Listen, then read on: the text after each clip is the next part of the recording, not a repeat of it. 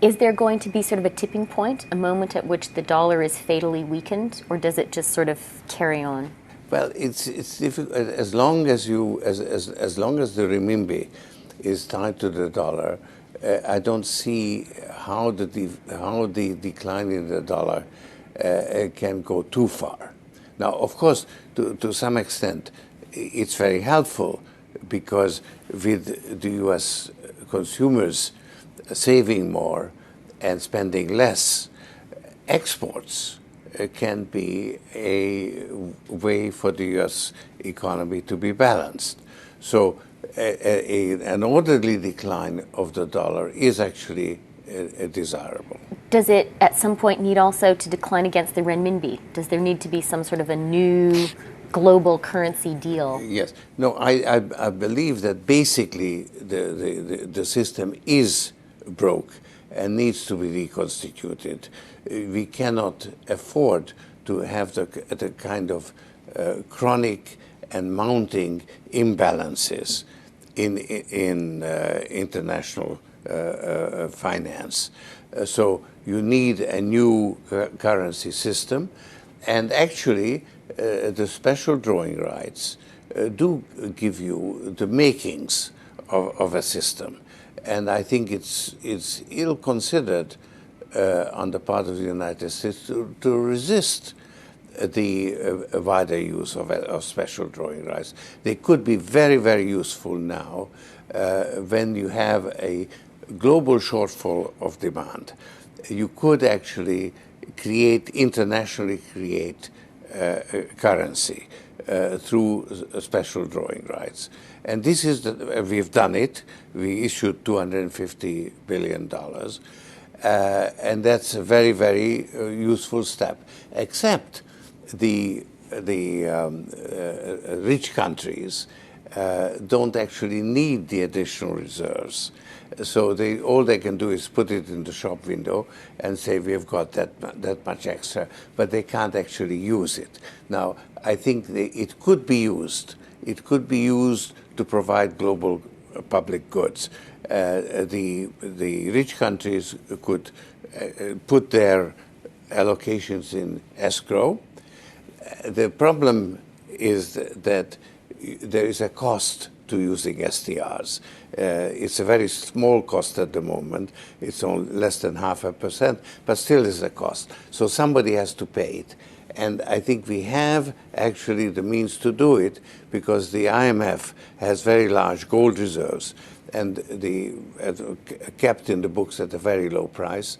And it has been decided to use those gold reserves to the benefit of the least developed countries. So the IMF could actually pick up the cost of paying for the special drawing rights. Using its gold reserves. And in fact it's being done. It hasn't gotten any publicity, but I understand that in Istanbul a deal was signed where I think the UK and France actually transferred $2 billion of their SDRs, or $2 billion worth, or 2 billion SDR worth, or to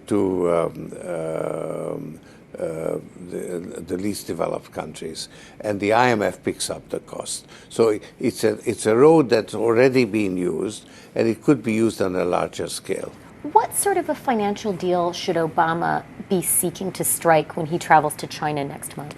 No, I think this would be the time, because you really need to bring China into the creation of a new world order, financial world order. They are kind of reluctant members of the IMF. They play along, but they don't make much of a contribution because it's not their institution. Their share is not commensurate. Their voting rights are not commensurate to their weight. So I think you need a new world order that China has to be part of the process of creating it, and they have to buy in. They have to own it the same way as, let's say, the United States owns the Washington Consensus, the current order. And I think this would be a more stable one where you would have a coordinated policies. I think the makings of it are already there, because the G20, in agreeing to peer reviews, effectively is moving in that direction. Do you think it's possible to persuade China to allow the renminbi to become stronger? I think that they would be, they have been agitating for it, so I would take them at their word and use the special drawing rights more often, and make the renminbi, even though it's not convertible, part of the SDR. In other words, it should be one of the currencies used in the special drawing right arrangement, and that would bring them in. And that's possible even with the renminbi not being convertible? Yes. It has been considered before, and I think the Brazilian real should be also part of it. I think that a number of currencies which constitute the basket can be and should be increased.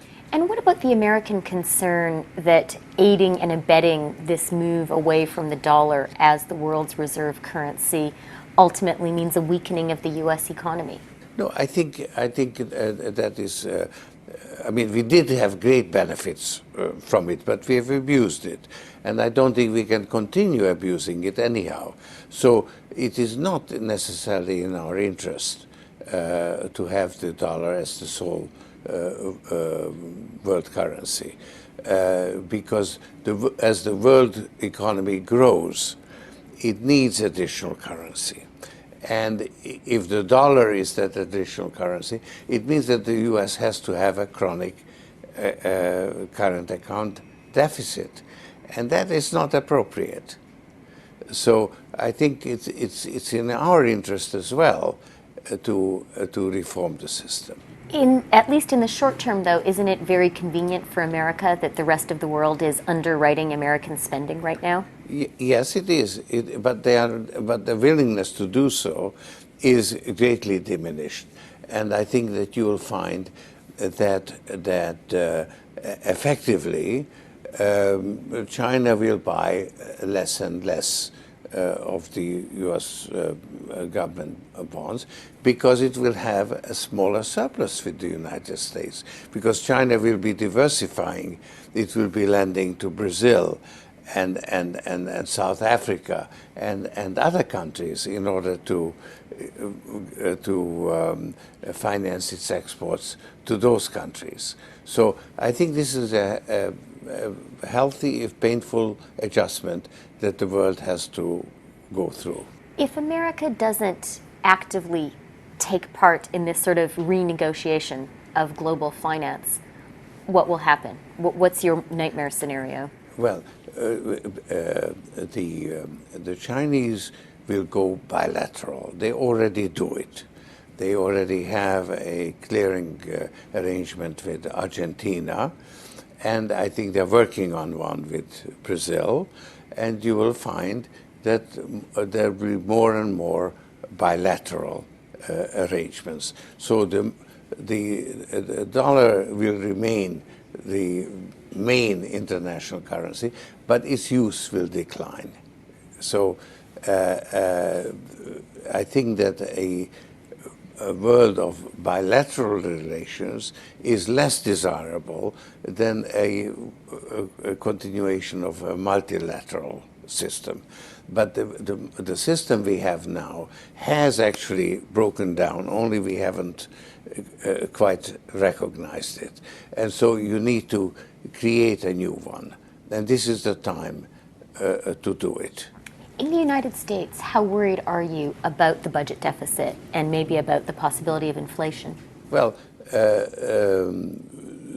certainly a decline in the value of the dollar is necessary in order to compensate for the fact that the U.S. economy will remain rather weak, will be a drag on the global economy.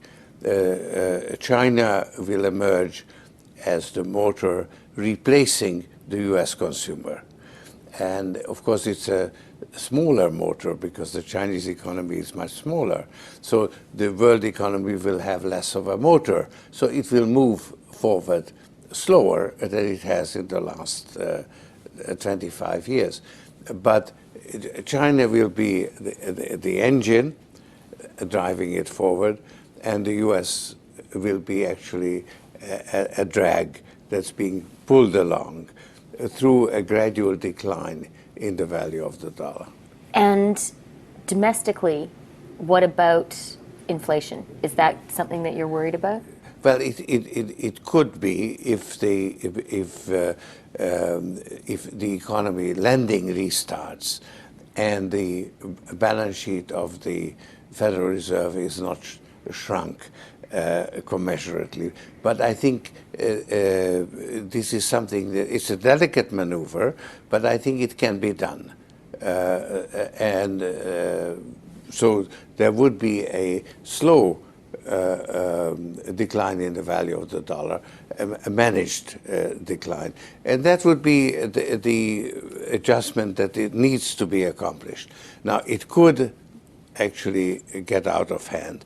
And certainly the fear of inflation will precede inflation itself. And actually, the fear of inflation in the markets, let's say, driving up interest rates, could then forestall the inflation and push the economy back into a recession. So you would have a stop-go kind of economy, which is similar to the 70s.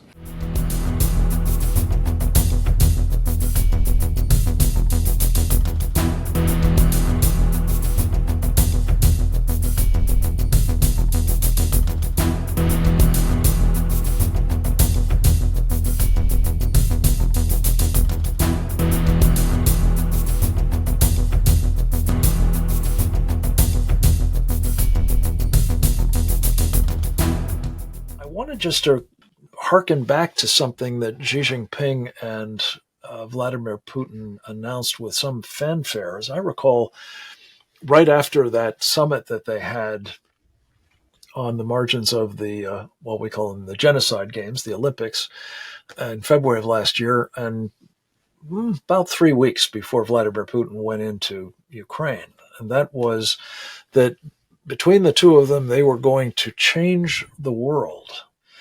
I wanted your thoughts as to whether that is in fact what is underway now, and what are some of the most important manifestations of it as you see it? Well, I think China in particular sees an opportunity to build on everything they've done throughout the world with its Belt and Road Initiative and its aggressive export engine. And, you know, we talk about sanctions on China and Europe doing less business with them and the United States doing less business, maybe. But if you look at the numbers, they're actually the trade deficit's at near an all-time high. What China's been doing is they substitute exports to developing countries, Central, South America, Africa, every place else in the Southeast Asia as well. And so those exports are up and their economy in that sense is thriving. While we're distracting ourselves with our own sanctions, China's saying that's fine, we're going elsewhere. The other thing that I think we need to point out here is that the leaders of America today in this administration don't see China as a kinetic threat, they don't see that we're in war. Their strategic agenda is climate change, diversity, equity, and inclusion. And if you look at us flying the pride flags at embassies all over the world, you can see that in operation there. And so you think about what they're trying to achieve when we sit down with Xi. We want climate concessions. Xi says, sure, we'll agree to that in 10, 20, 30 years. And so we make John Kerry happy, but at the meantime, we ignore China's real long-term designs, not just in Asia. And you look at Nicholas Burns, who's our ambassador to China. He talks all the time about, well, we got to get them on board with the climate agenda. And yes, we're an adversary of China, but only economically. And if you think that way, you're not going to make good decisions to defend America, and we are not making those good decisions. Yeah. It's not even clear they're really making good decisions economically, for that matter. But I think, Bill, your overall they're catastrophic point is, economic decisions, Frank. I mean, the oil policies probably cut. I think Steve Moore put out a report recently that that it's hurt the economy to the tune of $100 billion a year just with the stuff they're doing to restrict fossil fuels. Yeah. To, again, the benefit of the Chinese Communist Party. I think this is my overarching thesis.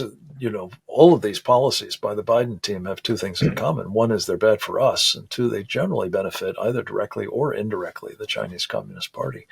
And what they're doing to take apart our energy sector is a prime example of it. You're right.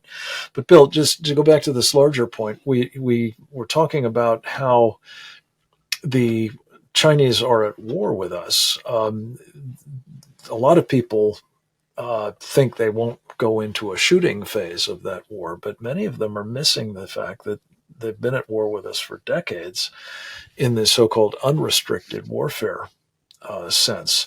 Talk a little bit about how that is operating and the kind of damage that's been done to our economy and to our society as a result. Well, that's one of the big questions. It's we talk about the warfares. They've got obviously there's kinetic war, and they're making moves to develop their space warfare capacity to try to control space, and they're moving along nicely in that direction. Their navy is now much larger than ours in terms of numbers of ships, and we'll argue maybe we have more technological superiority, but that may or not be true, as we've seen in Ukraine, where we sent a lot of our equipment in and it failed to perform as expected. We've emptied our shelves of munitions. We haven't really thought through how we're going to replace those. We've been using I think it will take 8 years now to manufacture with our current capabilities the ammunition and equipment that we've shipped to Ukraine. Our shelves are bare. Bill, you've been looking, especially from your vantage point as a former Wall Street guy, at what the Chinese have been able to do in terms of economic warfare against us to this point. We were talking off air about U.S. Steel now on the auction block. Basically, it seems the Japanese company is going to be taking it over. But having, as I've told you before, having come from Pittsburgh, Pennsylvania, which is the home of U.S. Steel, and remembering a time when that city was the steel capital of the world. No mas. It's long since ceased to be that. And I think this is an example of the kind of hollowing out of our industrial base particularly, but sort of our economic strength more generally, that has been a very important facet of the unrestricted warfare the Chinese have waged against us to date. No? Well, the big blunder we made was when we let China into the World Trade Organization, and the principles of that organization is that we're going through negotiation with member countries, have free and fair trade. Well, from day one, they've been utterly uninterested in that, with forced technology transfer, dumping in various markets, and they've never played by the World Trade Organization rules. And at the same time, what they've done is they've interconnected their economy with ours in a way that it's almost impossible to untangle easily. And you take, for example, pharmaceuticals. They've been luring manufacturing into China, and they've been engaging in predatory pricing strategies to drive manufacture of certain critical drugs, even something as simple as aspirin or simple antibiotics is not made here. It's made in China or subcontracted with the Indians, and it was strategic thinking on their part to get us that dependent on them. In the meantime, we've seen they're willing to inflict a lot of pain on their own people. So, for example, if we turned around and cut off some critical drug that they might need, I don't think Xi would much care. I mean, you look what he did with the lockdowns and how much pain he inflicted there. So we're an open democracy that wants to take care of our people and don't want to inflict pain if we get into trouble. And if we get into an economic war, a real one, we're going to find ourselves unable to deliver many basic products to American households. Yeah. Well, this is a function of supply chain dependency. You talked about the pharmaceutical one, but it's just one example of innumerable others. The thing I have to keep coming back to. You and I agree we are in a war, and it's economic, it's cultural, it's legal. Lawfare is one of their strategies. And yet the administration doesn't seem to wake up to that fact. And if you don't think you're in a war, you don't behave in a way that's going to protect yourselves, either short term or long term. And that's where we find ourselves. And that's the great frustration. What seems to be willful blindness on the part of a great many Americans, particularly in Wall Street and businesses of various kinds, the media, academia, Hollywood, and not least, of course, our political sphere. When you look at all of that, Bill, and you realize that the Chinese have had as one of the centerpieces of their unrestricted warfare against us this practice they call elite capture. Yeah. This is not an accident that we've got, the commander-in-chief and his senior subordinates and many in Congress doing what they are supposed to do for us, which is to look out for our interests, to protect us from enemies, foreign and domestic, and the like. And I'll just ask you, how serious a problem do you think that phenomenon of elite capture is in this war we're in at the moment, the unrestricted pre-kinetic kind, let alone a possible shooting war on the horizon? Well, first, we need to be clear, Frank. You know, elite capture is their term. It's not our term. And they have actually written strategic doctrines about how they want to manipulate the leadership of all the countries they're doing business in, or would like to control, make part of the Chinese empire. And they've done this in Central and South America through the Belt and Road Initiative, also Africa. They tried it with Italy. Italy just withdrew from it. But their strategy has been to get the leaders of these countries really indebted to China, either directly through cash or through other sorts of favors. And it's happened here in America. And I don't think America's never faced an adversary that's been so assiduously courting the leadership of the political leadership, the corporate leadership, the leadership on Wall Street, universities, the whole range of institutions. And, where we find ourselves now is that Xi has made China's intentions clear, and that there are lots of people from my world of finance, Wall Street, and also the large cap multinationals. Apple is one notable example. Google might be another, whose interrelationships with China are such, and the relationship with the Chinese Communist Party, who's granted them favors to make money in China. They don't want to give up. They do not want to give up that game. And so that we've got people that are reluctantly trying to facing up to this reality, but I don't think they have yet. They're hopeful this will all go away and that they can go back to making money the old-fashioned way in partnership with the Chinese communists. Bill, you've coined the phrase, for us at least, of China becoming, as a result of some of the policies of Xi Jinping, uninvestable. And that's obviously buffeting some of these aspirations on the part of the 400, Steve Bannon calls them traitors, who wined and dined with Xi back on the margins of that meeting at the APEC summit.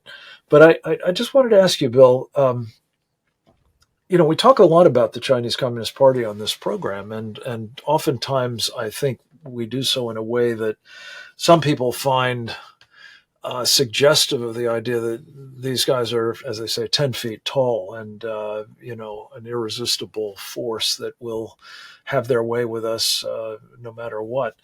Um, and yet, and you and I discuss this with some regularity, I do want to say that we so appreciate your perspective on it. There's a lot of things going wrong for Xi, including, outflows of capital and considerable diminution of the amount of foreign investment coming in. What are your thoughts on both the nature of the challenges Xi is facing at home now, and whether that's really good news for us or not? Well, one point, Steve Bannon, terrific traders. The effect of what these men have been doing, mostly men have been doing, may be traitorous, but I think of them more as captives, where they bet their careers and their fortunes on doing business with China. Tim Cook in particular runs Apple, made his entire career developing supply relationships and sales relationships with China. And so they find themselves stuck right now. I think intellectually, I think that many of them understand that this is a real war we're in, but they're not going to act like that. And when Xi comes into a room, like little, the captives that they are, they give him a standing ovation. But as you pointed out, the Chinese economy has been structurally imbalanced for decades. I mean, they grew at 10, 12% a year with massive amounts of infrastructure building. And we know about the haunted cities or the empty cities. They built dozens and dozens and dozens of high rises that nobody's ever occupied. They built entire cities that nobody's come in. They have airports in some of the regional provinces that may have one or two passengers that want to use that airport. And it's infrastructure overbuilding, massive overinvestment in residential real estate, all of it financed by local regional governments who their debt taken together vastly exceeds the debt that we have accumulated here in the United States. So the real estate issue, the debt bubble, which arguably is greater even than our debt bubble, and then the fact that we're seeing restive people, the lockdowns were catastrophic in the sense that I think finally pushed people to a point where they thought they might have to, they were taking to the streets. And as you pointed out, I think we talked a few weeks ago, Xi quickly reversed that because he thinks that seemed to be growing dangerously close to potentially revolution. Having said that, the Chinese economy is huge, and it's almost as big as ours. We don't know exactly because you can't believe any of their statistics, but it has a lot of resiliency, and it's not going to go out. China's not going out of business. And as I said, I think in another segment that they're replacing some of the business they've done with us with massive exports to 150 or 160 developing countries around the world, who in turn are growing even more dependent on China for some of their critical supplies. So he's sitting on a very imperfect economy. It's not at all based on any kind of market dynamism, and it's hard to see it growing much, but they're not going away. I wanted to ask you one other element of this that suggests in a way maybe they are going away, and that is the demographic disaster that has been wrought by the one-child policy and its successors, population control mechanism. And Bill, by some estimates, there are now 40 million young Chinese men for whom there are no women. And that creates a social tension or crisis, really, that just doesn't quit. They're also a perfect military age. And so if that they've got a ready-made, if they're not already in the People's Republic Army, then I think they soon will be. And China is a demographic catastrophe. There's some estimates. We're not sure exactly about the size of the population. I think it's 1.3 billion. maybe 100 million less, 100 million more. But by some estimates, that could fall by 50% in the next 50 years because of their one-child policy. And one of the things that Xi seems actually to be doing with a fair number of them, tens of thousands by some estimates, not 40 million, but probably 100,000 or more at this point, is to send them to the United States, coming across both our southern and northern borders in what appear to be units of People's Liberation Army special operator personnel. And the question that I guess I would put to you is it conceivable that those people are coming here for a purpose other than bettering their economic circumstances? well, it's inconceivable that they would be even let out of the country unless they had a plan for what they were going to be doing. You can't leave communist China as a citizen, so-called, of China unless the Chinese Communist Party wants to let you out. And if you're Xi and you're looking at your primary global adversary who has decided that it no longer has a border on the south, which we've decided we don't have a border, gee, what an opportunity to send in 10, 15, 20, 30,000 young men who are trained in in various kinds of warfare or civil unrest, whatever you want to call it. We're in effect letting them in, and we don't know who they are, and they don't know where they are, and so we're creating sleeper cells. We don't know where they are. States. Yeah, and yeah. And Bill, just to put a fine point on that, we're actually facilitating their migration around the country, their dissemination. Yeah. And first class tickets. What could possibly go wrong? So, Bill, let me just ask you. We've discussed in previous programs with you, among others, one of the really chilling subjects of a recent Committee on the Present Danger China webinar involving this biolab that was discovered in a town in Central California, Reedley, California, just down the road from a major military facility that is critical to supporting our carrier air operations in places across the Pacific. The assessment by a select committee of the House of Representatives is this represented a real threat. And this was our view of our panel as well in our webinar, and I commend it to you, folks. You can find it for free at presentdangerchina.org. But Bill, when you look at the possibility that these special operators could marry up with not only the very deadly pathogens that were present in that lab, but it appears there are likely to be others across this country that haven't been discovered yet. This could raise the potential for mass destruction and serious chaos inside our country. Again, consistent with the kind of agenda that Xi seems to be pursuing elsewhere, which is to distract us, wear us down, deplete our resources, and otherwise keep us from being a challenge to their ambitions in the Pacific against Taiwan and perhaps others, as you said.